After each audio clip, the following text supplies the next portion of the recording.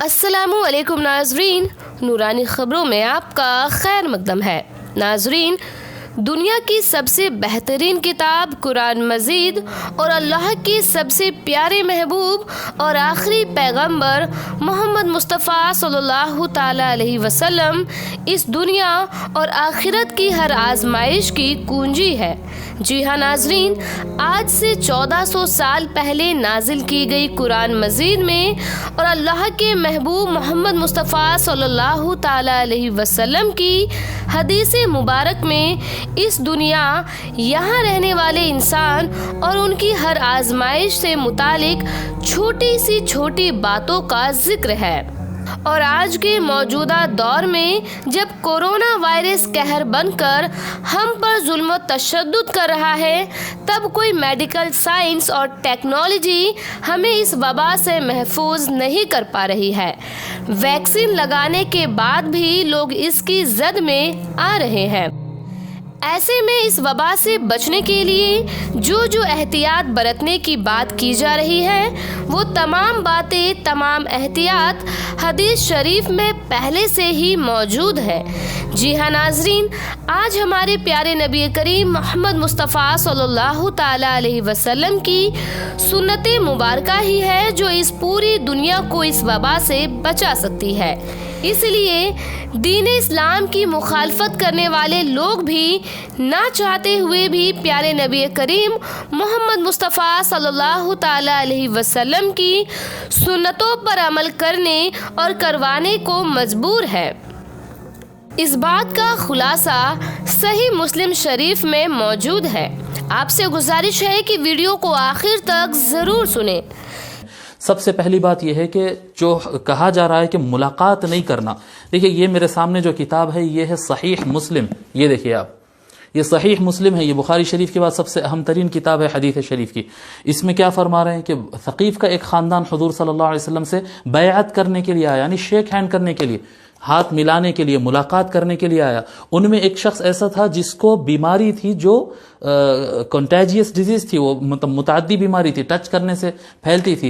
حضور صلی اللہ علیہ وآلہ وسلم اس شخص سے ملاقات ہی نہیں کی۔ دیکھیے یہاں پر کان فی وفد ثقیف رجل مجذوم فارسل الیہ النبی صلی اللہ علیہ وآلہ وسلم انا قد بایعناک فرجع۔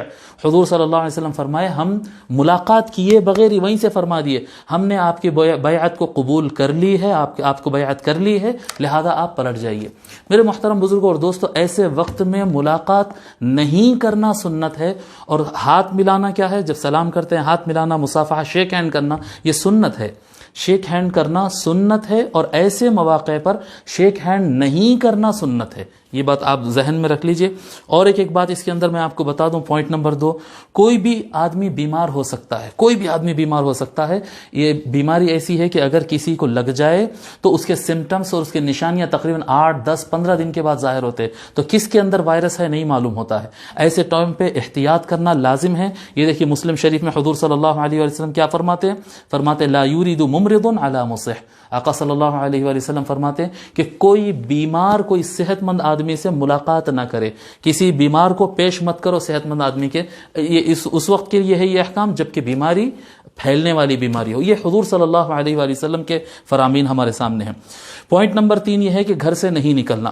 دیکھیے یہ صحیح حدیث ہے، حضور صلی اللہ علیہ وآلہ وسلم فرمائے جب کبھی کوئی پھیلنے والی بیماری پڑے فلیس رجل یقع الطاعون فیمکث فی بیتی، یعنی پھیلنے والی جب بیماری آ جائے جس سے موت آ سکتی ہو، ایسی بیماری جس وقت پھیلے تو اگر کوئی آدمی اپنے گھر میں بیٹھا رہا صبر کرتے ہوئے محتسباً، اور اس نیت سے کہ ثواب ملے گا، یہ نہیں کہ آپ مسجد کو جائیں گے اور کہیں اور جائیں گے تو آپ کو ثواب ملے گا، نہیں، ایسے ٹائم پہ کہیں نہیں جائیں گے، گھر میں بیٹھیں گے تو اللہ تعالیٰ زیادہ ثواب دے گا۔ جی یعلم انہ لا یصیب الا ما کتب اللہ لہ، اس کا مطلب یہ نہیں ہے کہ اس کا ایمان کمزور ہے، اس کو یقین ہے، حضور صلی اللہ علیہ وسلم فرما رہے ہیں اس کو یقین ہے کہ اس کو وہی ہوگا جو اللہ نے لکھا ہے، اس کے باوجود وہ گھر میں بیٹھتا ہے، احتیاط کرتا ہے۔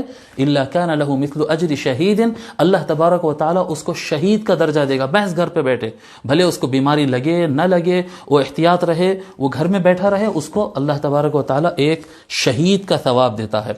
پوائنٹ نمبر 4، اگر کسی کو بیماری لگ جائے، اگر کوئی شخص کو بیماری لگ جائے اور اس کو چھینک آ رہی ہو، نزلہ جا رہا ہو، یا کوئی ایسے آثار گلے میں محسوس ہو رہے ہیں، اس کے باوجود گھر میں بیٹھا ہوا ہے، نہیں بھائی کوارنٹین میں لے جا کے ڈال دیں گے، آئسولیشن میں لے جا کے ڈال دیں گے، الگ کر دیں گے، بلکہ اگر گھر میں بیٹھا ہوا ہے تو ان بیماری پھیلانے والا بن جاتا ہے.